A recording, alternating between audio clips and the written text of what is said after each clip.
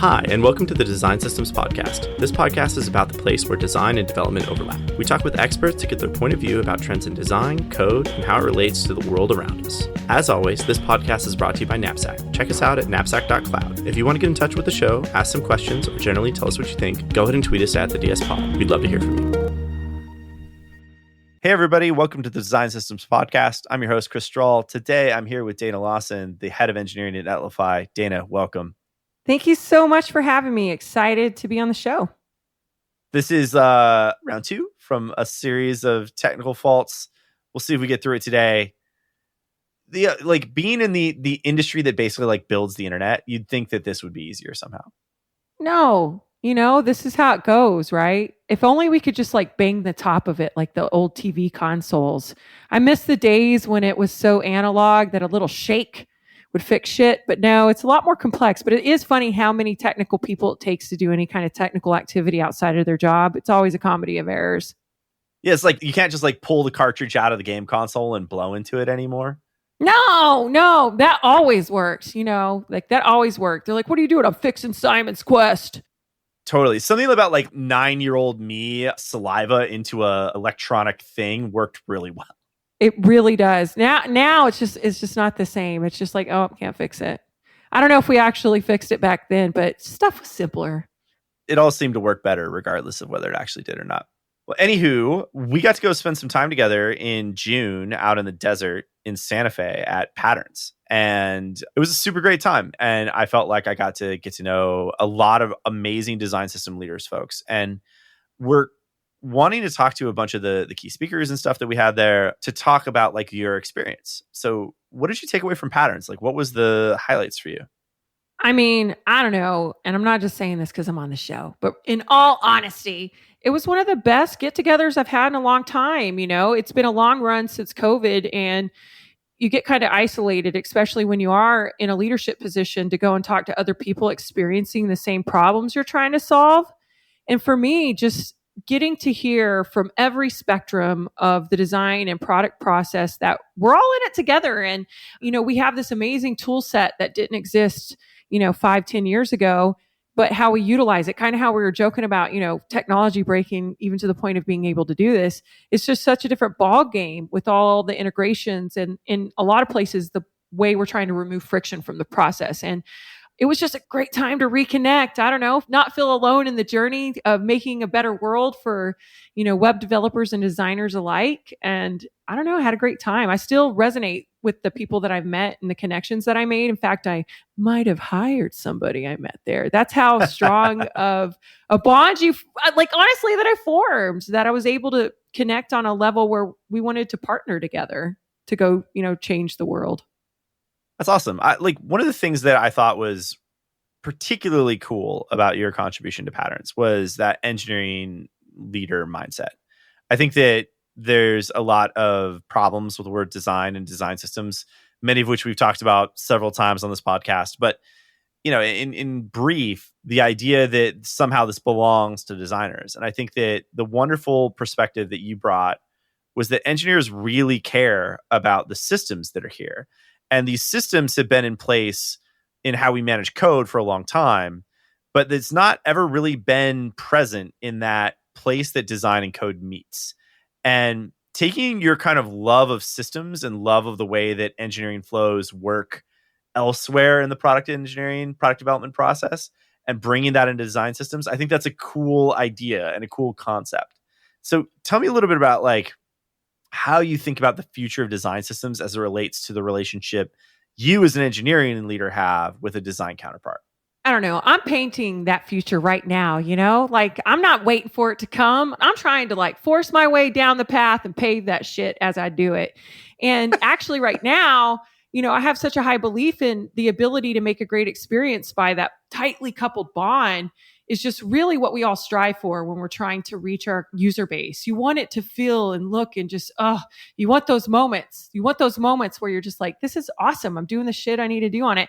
And for me, I've actually have the design systems team in engineering, and it's so tightly bound with our design team half the time I'm like, who's doing what? But, I don't really, at the end of the day, I don't care who's doing what as long as it's getting it done. I'll tell you that. But that cohesiveness has just really helped us solve the problems we set out to solve with these systems. It's to bridge the gap between engineering and design and speak the same language. And what I love about it is like now we're meeting each other in the middle. And us engineers love the fact that we're using some of the principles, as you've said, that we have in the past and thinking about, well, how does this also just enable us, right? Because our goal is innovation, at least for me. I want to utilize the design system so I can innovate quickly. I want to be iterative. We've been talking about agile for how many damn years? Like, I'm glad extreme programming didn't stick, but I'm happy agile programming, whatever flavor of it you do, because iteration helps you really understand the humans that use your stuff. When you can iterate and have cohesion and a great experience, it just really helps you reach that end goal and it inspires you.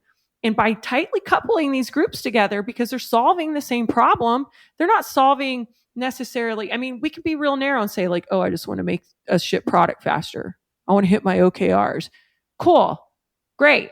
But what problem are you solving? You're trying to solve the magic that happens with the interaction of what you're producing. And as long as we can align about that, then the tools and the systems are just complementary to the outcomes. Yeah. The way that you think about it is fascinating to me because you think about like the focus is the goal. I can definitely see that, right? This idea that it's not about how you set up the system. It's not about how you set up the tools. It's not about like even the like micro steps about how you actually build that collaboration. What it's about is about being able to say like, this is the thing that we ultimately need to ship at the end of the day. And that thing that we need to ship needs to be as free of distraction as possible so that we can all focus on that thing instead of focusing on all of the ways that we have to like think about building that thing. My co-founder, Evan, he says frequently, he's like, an engineer will always find the path of least resistance. And I think that that's a wonderful way to think about the structure of a design system is it sort of frees you from a lot of like the bureaucracy. Maybe that's the right word. The crufty bits that always seem to be in the way of being able to focus on the thing that you actually need to be building. It's that, right? And like, there's so many great studies about engineering focus and developer velocity and developer happiness and really just the state of flow, right? Like, I'm some techie nerd talking about flow, but like this has been in existence since humanity. And so it's been well studied that, when people and humans are in a state of flow, they produce and it just comes to them. And we know from research that every interruption of flow takes 23 minutes on average to get you back into that state. So think about this, right? You're sitting down, you're like, I got to build this feature and I don't need to stop and talk to a million people. Maybe it's in the PRD, maybe it's in Figma, but you want to go to the next step, hands to keyboards. And now you're sitting there going like, okay, do I have to sit and go read through all the minutia?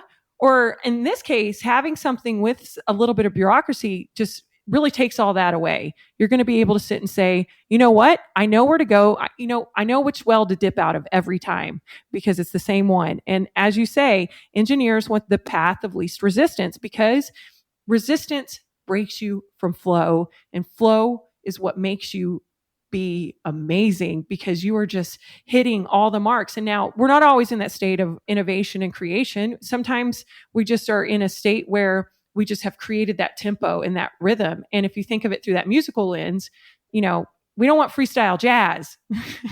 We don't. But you also don't want classical, right?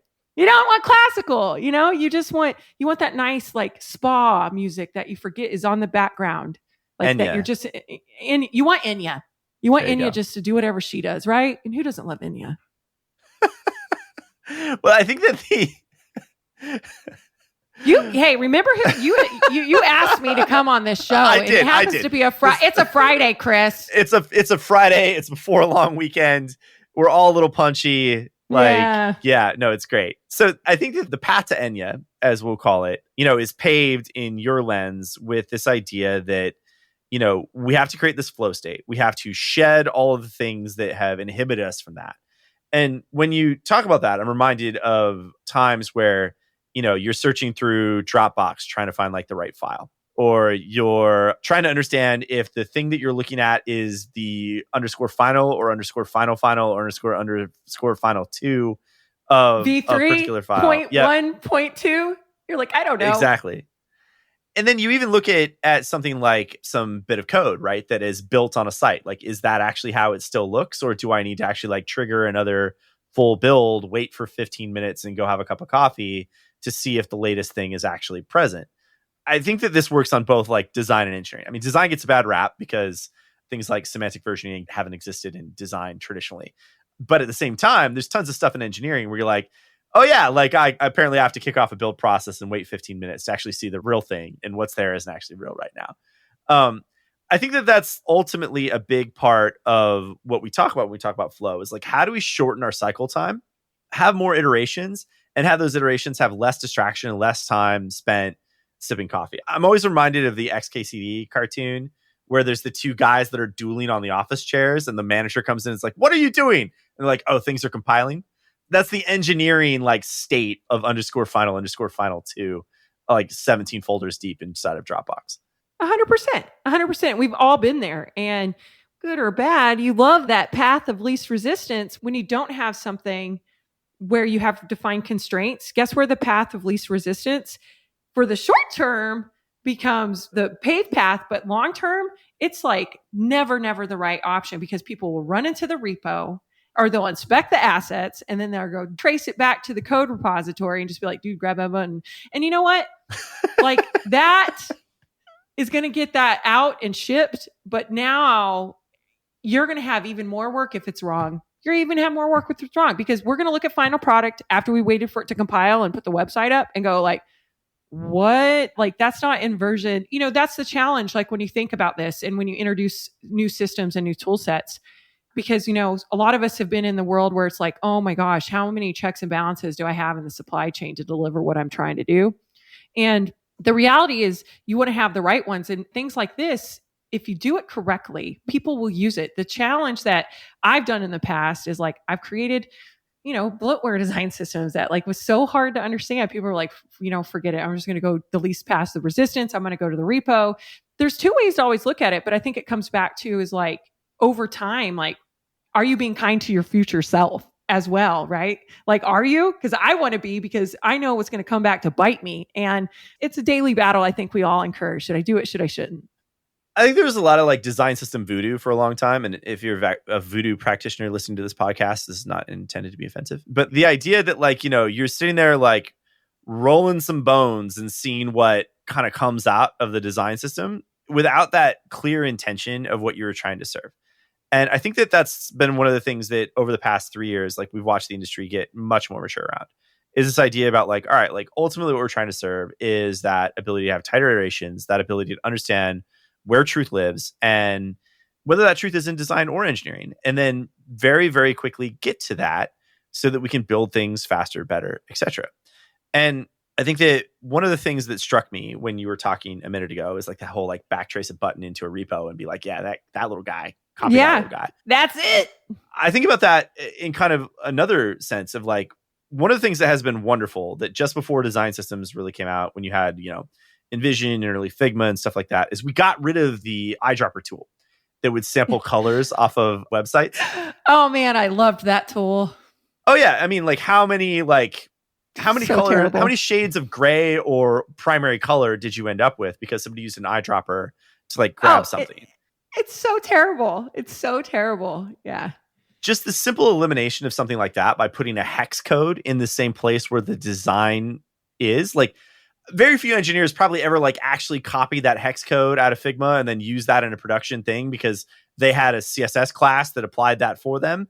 But at the same time, they at least knew what that was and didn't have to like go and eyedropper tool some random block on a homepage somewhere. Oh, 100%. And I joke about it because, like, you know, front end isn't my specialty. So I'd be like, what do y'all want me to do? But no, engineers, for reals, engineers, it's like speaking the same common language, right? It's coming and utilizing the common language. And once again, thinking about the shared outcome, that keeps us united. And I had the opportunity to work at InVision in the times when we were really starting to think about what is this new world beyond how we just create and share design, but how we store, manage, and then honestly collaborate on it with our engineering counterparts.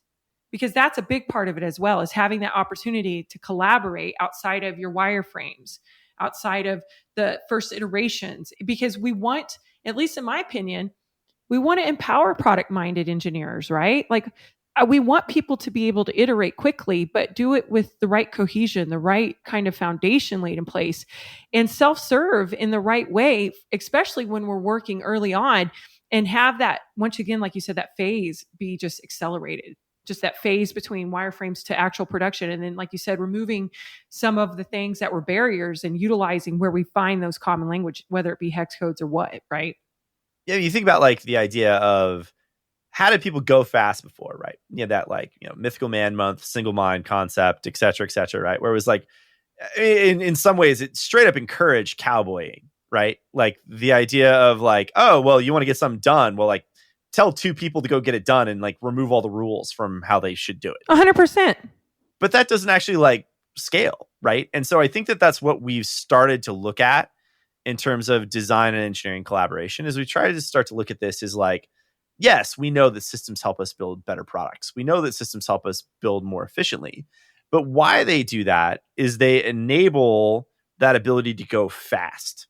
And that ability to go fast in a way that's cohesive, instead of it people being like, yeehaw, motherfucker. It's a lot more like controlled and understood and sanctioned. And honestly, like, because everybody's in the same system on the same page, it's kind of innately blessed by everybody as a part of that system. Is, you should be able to go fast and you should be able to remove your constraints as long as you work within that system that everybody's agreed on is the way that we're going to manage things. I mean, 100%, right? And like, we're all on the same team, right? And, the way that my team right now is currently structured is, the three-legged stool. Like, I know that's kind of overplayed, but I have product, engineering, and design. We win together, we lose together. I think we all say that when you're creating product, but I think by really having this understood way how we share and collaborate, and having tools like this in place that enable those voices, because really we should all, once again, this is why I just harp on it, like have the same outcomes on experience. Because if you have that type of tight coupling, it also gives you some back pressure on the things you're delivering. It's like, oh, I hate hearing this. Oh my gosh. It's like, well, I was delayed because I had to wait on design. I don't know how many engineers have told me that before. Well, I'm sorry. And like, you go to design and design's like, wait a minute, I need the PRD. I'm waiting on product. I don't even know where to get started. Like, what are you talking about here? And let's just say this isn't something that you're building net new. Maybe you're just doing an update, right? And I'm like, I can't believe we're having this conversation for like the 1,000th time. Because I want people to make informed decisions. I want people to understand the constraints. I don't want to totally say, oh, work without what you need to create what you're creating. But on the other hand, like, you have to separate what we like to say is, boulders and pebbles. And we want the pebbles to be almost self-managed so people can execute fast. But that's where you have the system in place so that you can. And then you can also make changes. Because as you make the change in the design system, those changes are going to cascade. So from an engineering leader, you always say, don't strive for perfection. Strive to get it right, because we can always iterate on perfection. But like, let's be real. You don't want to be hundreds of miles away from what that end product is. You know what I'm saying? It's got to be pretty, a little shorter gap. Well, it's the reason why everybody's changed from minimum viable to minimum lovable, right? Is that, oh my gosh, yes. Minimum viable oftentimes ended up being a long way from actually usable. Yeah, it's true. It's like, oh man, MVP is usually not very good. So I love when that came out. I remember a product manager at New Relic when I was there told me that, and I was like, what? And then I was like, yeah, I like that a lot better. It makes it just more, human centric.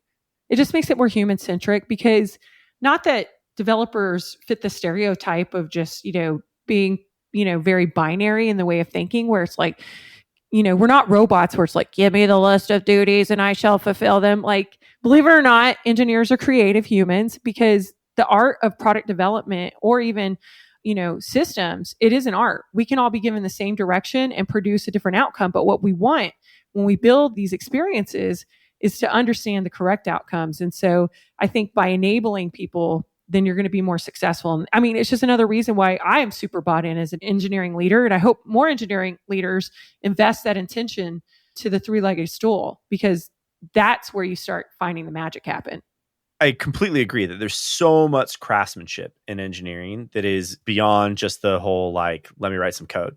Engineers make design choices every single day, oftentimes very difficult design choices, and design choices that are often very hard to represent in design tools.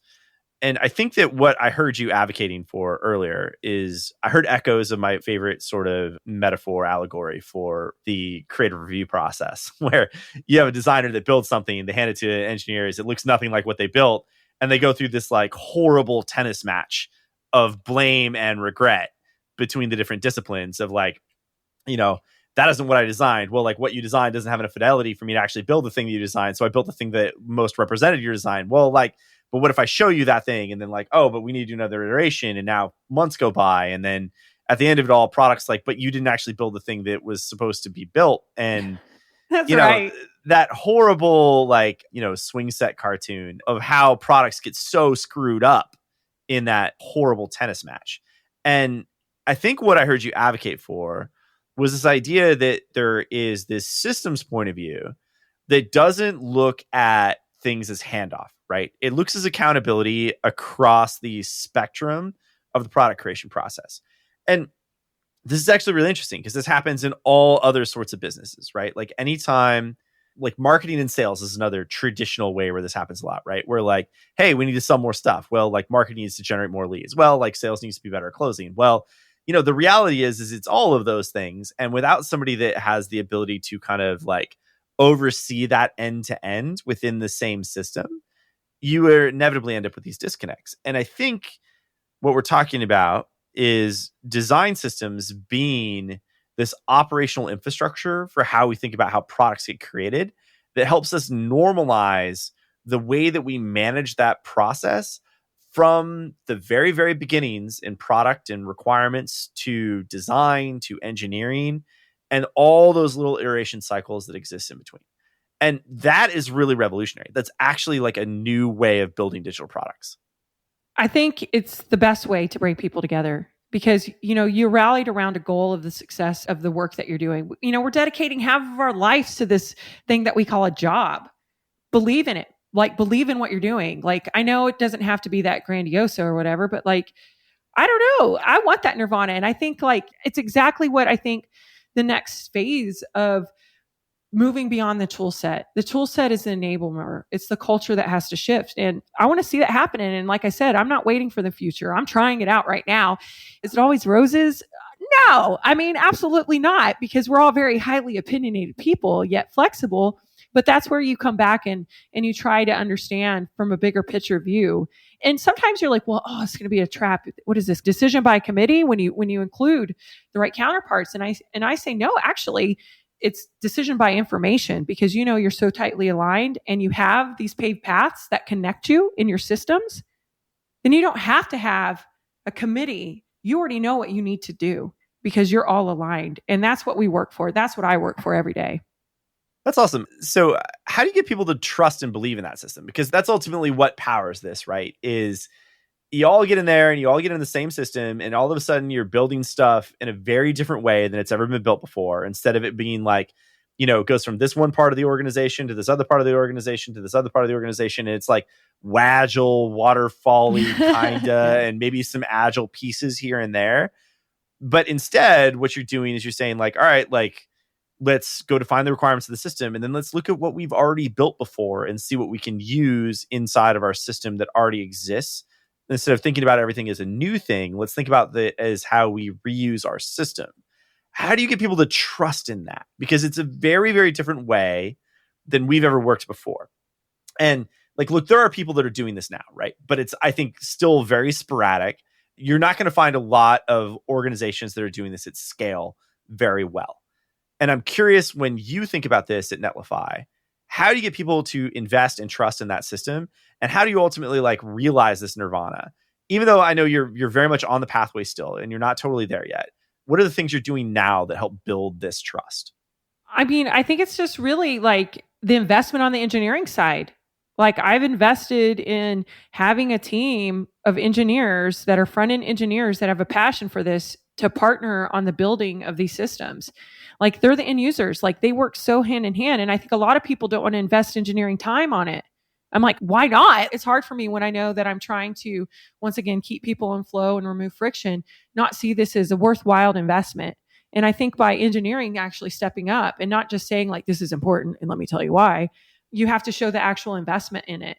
And so I've done that. And I think other people need to do that. But you still have the hard challenge of like, okay, we're doing something radical. Like, believe me, I live and breathe that. And it's like, we got the team together. How do we do it? And I think, like you said, it's looking at what's existed as we pull this together.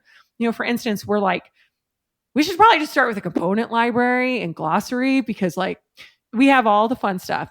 So where do we start by finding start with the low hanging fruit. Start with the low hanging fruit. And I think finding that common ground and just like how you approach software development and when you're going and trying to create a new rhythm of work is you iterate on it. You outline it. And this is the part where you do have a little committee by decision, because in this place, you're going to have this team talking about the challenges, the risks, the skill set, the ownership, the accountability, the problems to be solved, and then hopefully dreaming about the outcomes of those problems. Because you know what? If you do this right, then we're going to ship more code and people are going to be delighted. And so, you really have to be clear with the vision of what you're doing and how this will enable that vision. And then try ship to learn. I say, try it out. And that's why you reuse what you have and build upon, or you know what, I'm going to say it. You throw baby out with the bathwater and you say, I declare default. Like, I am not against that. Like, I have declared default occasionally. And sometimes when you have iterated and not produced the outcomes, do it. Like, clean the slate, simplify it, and then execute. Is that like Michael Scott declaring bankruptcy? Oh, yes. Shouts it into the void. Like, I don't know. It's just like, just call it like it is, because once again, I think that builds trust. One of the things I love most about our conversations is like the trust through vulnerability is ever present with you. And I think that it's this wonderful side of your personality that just engenders like this earnestness in people. And I think that, when you're out there painting that vision to the people that, you manage, and then the people that manage you, how does that message look managed up and managed down in the organization? And is there difference there? Because I mean, like, I know you are like, when you talk to Dana, you get Dana, and that's awesome. But like, what do you say to those executive leaders at Netlify? And then what do you say to all those engineers and designers in Netlify when you talk about this vision? Oh, I mean, they're just like, oh, she's preaching again. I mean, I live enthusiastically. Like, I have bad moments. I really try not to have bad days. And it does change. Like, some people are like, oh, I'm on the spectrum of you love me or I annoy the shit out of you. Like, it's a hard middle ground with Dana Lawson. So, knowing that, I just have faith that like people can embrace that I am not full of bullshit. I actually do believe in this, but, I have a great team that also has shared alignment on the vision. So the way that they need to curate the message to their audience may slightly be a little more tactical versus like, woo-woo dreamy. Or if you really have somebody that's like, that is so ambiguous what she's saying, like this is, like we're painting dreamland here, then you have to swivel that ambiguity down into the details. And I think when you get into details, you have a different form of communication, right? Like when I'm in project management mode, it's like, whoa, here's what's going on. But when I'm like trying to rally and really get people creative juices flowing, like, like what are we doing? Why are we here? And how do I feel, right? Like, how do I feel about this? Then we can dive into the details. But I think it's about a repeatability too. And then measurement. Like, are you actually like, do you have a form of measurement? Because the engineer in me, I'm still, engineer at heart, is we make informed decisions by the outputs that we define. And measurement's not always perfect. Like I always joke, like, OKRs sometimes can be super bloated if you're immature at them, because it's like you can have any measurement. Does it really matter? It's like, okay, I'm going to call the median here and just make it 10% better. But if your median is like the worst of the worst, like, I mean, still that you're going to see what you need to see, but like you're going to be winning. So long story longer, I think that in these cases, I have to back up this like talk with actual outcomes. And that's where it's a balancing act. And once again, I try to just over communicate. I work with a distributed team. And so you just don't want to assume stuff. We have 17 countries represented at Netlify, and a lot of people are English second language. And, I use very silly language sometimes. I've been working on it forever. It's just, part of who I am. I'm like, oh yeah, people don't know what britches are. I'm like, britches are pants. People used to call them that. And they're like, you don't even, you take these things for granted. So like I said, long story longer is like, you have to ensure that you work on that clarity through the ranks, and that the people also understand once again what needs to happen, but they're talking to their people. So I think there's a big amount of leadership that you just have to continuously instill upon people, because good ideas come from anywhere and anybody can lead, and it's your job to align them. I think that that's one of the fun things, right? Is explaining to executives that britches are pants and explaining to engineers that britches are pants. Like, you have to explain it to both audiences, but you explain it in a slightly different way, where like one of them has like a graph that basically says like the number of times that Dana has used the word britches in the past 6 months. And then the other one is just like literally like a key value design token pair that says Yes. britches pants, same thing. Exactly. Yeah. Same. One is that like flowery, like very data driven, but still kind of dreamy sort of idea. And then the other is like a very practical place. And like maybe it's also paired with data of like, this is the number of times we use britches in our design system. Exactly. And so it just kind of normalizes, right? Like at the end of the day, you're getting to normalize your workflow. And when you have a unique set of people all invested in the idea, like that's what you're doing. You're constantly trying to normalize it so that you don't squash those different ideas. But at the end of the day, you know, that's what we're here for. And it comes back to, what are we doing?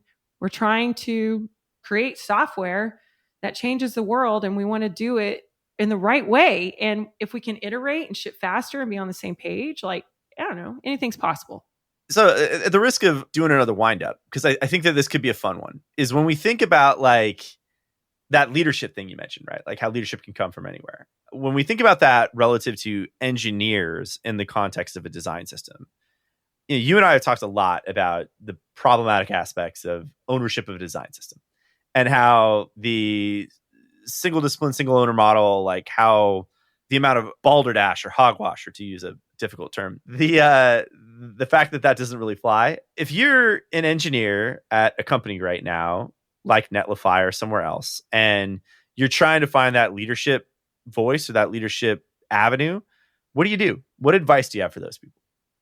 In the context of design systems, understand the rings of influence, right? There's this true sociological study, and I don't have it written on a napkin right now to tell you who, but you have 1, 2, 3 rings of influence. And like, the third one is like, you have no influence, stay out of it. And like, that's where we have the rub, right? Where it's like, you're not a designer, you don't work on the design ops team, get out of here. The same could be said in other parts. And I think what you do is you think of these of creating that space, right? Like maybe you don't have this influence because you're outside of it, but you have an opinion and you want to participate, or maybe you actually are on that team, but you don't know how to surface it. Find who's the number one, because the number one is the decision maker. Like, that's more difficult in larger organizations. It is. And I'm not saying go like slide into somebody's DMs, or maybe I am. I don't know. Be bold. Go do it. I have definitely slacked people I probably had no business doing it that were much more important than I understood to be. But you know what? Life's too short. I think if you come armed with information and clarity on why you're trying to do it, but it comes down to, does your culture enable that? Like, I've been so blessed to work at places like GitHub and InVision and Netlify that really you do want to have good ideas coming from anywhere, but these are creative fields and they respect that engineering is a creative practice. And I think there has to be two parts of that, but understand who is the person that owns the problem. But like I said, it's really hard when you're doing something new and the whole company, right, is trying to rally behind it. And that's where it makes it a little more difficult because you don't know who is responsible yet sometimes. And Right. so, And there's also like sometimes a microscope. yeah, sometimes there's a microscope. And so I think, finding out really the right ways to bring the feedback up, but being bold and just doing it. But don't just come in and say like, I think it should be this way. I'm like, yeah, what do they say? Opinions are like assholes. Everybody got one, like tell me why your idea is better and then why this is going to change. And once again, if they don't have a good answer, like they'll burn their own capital on that. But I think as leaders, we want to encourage people to lead, be bold, share their ideas. So you have to build that culture and that safety to be able to have that happen. But there's definitely ways to make it possible. Like understand and ask the question, how do I bubble up my questions? And do I have a culture that enables me to be heard? And if you have that, then just go for it, but be articulate. Dana, always awesome to have a chance to talk with you. Love the energy. I can't wait till we get to go wander around in the desert again sometime soon. Oh my gosh, me either. It's been so fun. And I know I'm so verbose, but I love this stuff, man. And so I appreciate you having me on the show. And yeah, I look forward to seeing you again in person. Sounds good. Talk soon. That's all for today. This has been another episode of the Design Systems Podcast. Thanks for listening. If you have any questions or a topic you'd like to know more about, find us on Twitter at the DS Pod. We'd love to hear from you with show ideas, recommendations, questions, or comments. As always, this pod is brought to you by Knapsack. You can check us out at knapsack.cloud. Have a great day.